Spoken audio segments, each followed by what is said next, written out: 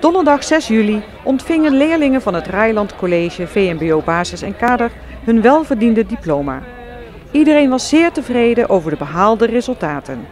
Nou, we hadden het eerste tijdvak, hè, dus dat is bij de uitslag, dat was op 14 juni. Toen hadden we bij K was 64%, dus er waren echt heel veel leerlingen niet geslaagd. Veel op basis van de 5,5 regel. Dat is een nieuwe regel sinds een paar jaar, dat je voor je centraal examen 5,5 gemiddeld moet hebben. Dus er waren echt veel leerlingen die daarop gezakt waren. Die hadden ook wel de mogelijkheid om het nog op te halen. Gewoon, dan moet je nog 2 tiende, 3 tiende, 4 tiende. Nou, en dat is gelukt. Dus daar hebben nog 16 leerlingen zijn alsnog geslaagd bij de K. In totaal 97%. En bij de B,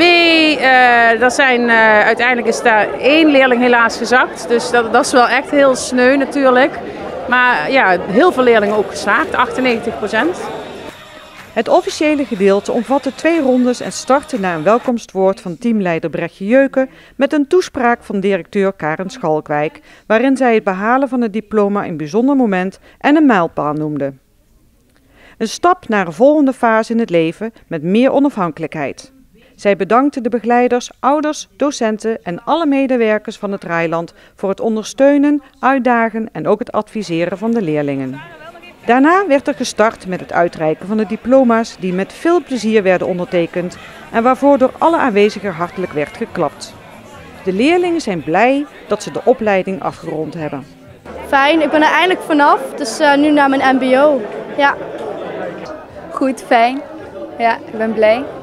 Dat voelt echt heel erg opluchtend en fijn om dat te horen na zo'n lang zenuwachtig moment. Ja, hele opluchting eigenlijk. Heel blij om geslaagd te zijn en toch wel dit goed kunnen afsluiten hier. Natuurlijk waren er verschillende meningen over wat er leuk en minder leuk was tijdens de afgelopen jaren. In de les zitten en luisteren, maar dat is wel gelukt en anders was ik hier niet. Dat ik heel veel last had met wiskunde, dat was niet het fijnste. Om eerlijk te zijn, zorg- en welzijnlessen. Dat was één groot drama eigenlijk. En dan heb ik natuurlijk ook nog de vraag, wat vond je het allerleukste op het VMBO? De filmpjes maken. Ja, de powerpoints voor de klas staan, dat vond ik echt leuk. En de klasgenoten natuurlijk. Mijn klas. En dat vond ik het leukste. Toch het zorg en welzijn, we hadden beneden dan zorg en welzijn. Nou echt met de mensen allemaal het koken en de praktijkopdrachten, dat waren echt de leukste momenten. Ik denk de Nederlandse lessen van meneer Willems, was het wel erg gezellig. Ook voor de teamleider waren er fijne en minder fijne momenten in de afgelopen periode. Ja, hoe was het gegaan? Het is natuurlijk een heel groot jaar geweest, lang jaar geweest. Met heel veel leuke momenten, met minder leuke momenten. Maar goed, ik ben heel blij met deze uitslag. Hoe is het om teamleider te zijn van deze groep? Heel erg leuk. Het is echt heel erg leuk. Het is er gebeurt iedere dag wat. Maar heel veel enthousiasme en soms ook gebopper. En het is te veel om even zo uit te leggen hoe dat is. Maar ik ben echt heel trots op deze groep leerlingen.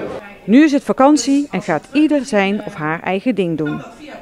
In de zomer, ik ga op vakantie.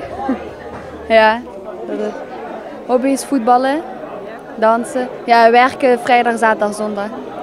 Ik ga op vakantie zaterdag. Ik ga naar Marokko, 6 weekjes. Ja, lekker genieten van mijn vakantie. Met mijn familie, met mijn neven en zo. Dus. Ik ga naar Hockey Lovers, daar ga ik naartoe. En ik ga nog op vakantie waarschijnlijk. En voor de rest heb ik nog niet echt iets gepland staan.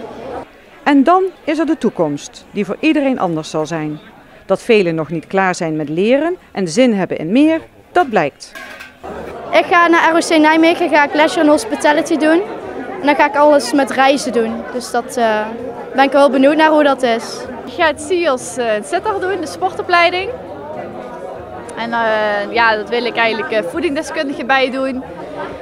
En ik kom een tennisdiploma daar ook bij halen. Ik ga hier nog een jaar op Reiland, kader, niveau 3.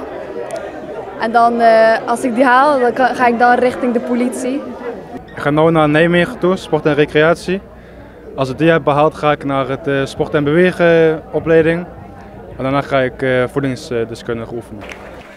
Iedereen gaat zijn eigen weg met nieuwe uitdagingen en directeur Schalkwijk eindigde daarom haar toespraak met de woorden: laat je uitdagen, benut je talenten, neem initiatief en maak verstandige keuzes.